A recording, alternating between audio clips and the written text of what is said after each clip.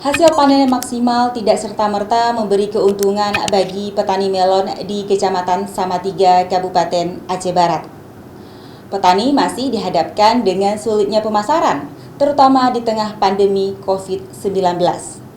Harga Rp7.000 per kilogram pun terpaksa diterima petani untuk dijadikan modal pada penanaman berikutnya. Selengkapnya, berikut laporan Yulham dari Aceh Barat.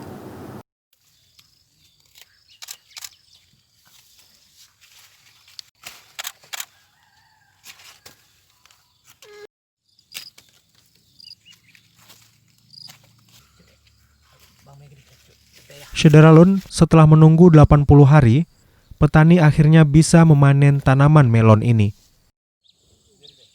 Ditanam pada lahan sekitar 2 hektar, tepatnya di Desa Cut Selamat, Kecamatan Salatiga, Aceh Barat. Hasil panen kali ini cukup memuaskan, dengan bobot setiap buahnya mencapai 3 kg. Total melon yang dipanen pun mencapai 2 ton lebih, dan dirasa cukup seperti yang diharapkan petani.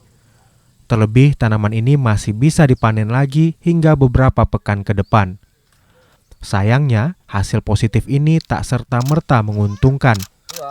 Minat pasar yang rendah terhadap buah melon mengakibatkan harga jualnya anjlok, terlebih lagi di masa pandemi COVID-19. Pemasarannya cuma sedikit. Kalau kita bawa keluar nanti harga melon lebih anjlok lagi.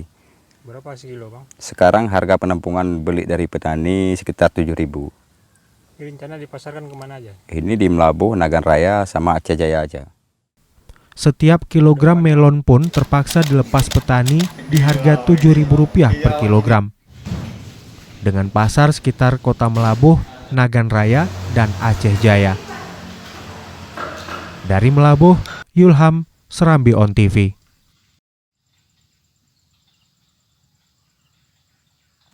Syederalun, untuk informasi dan berita selanjutnya, kunjungi serambinews.com.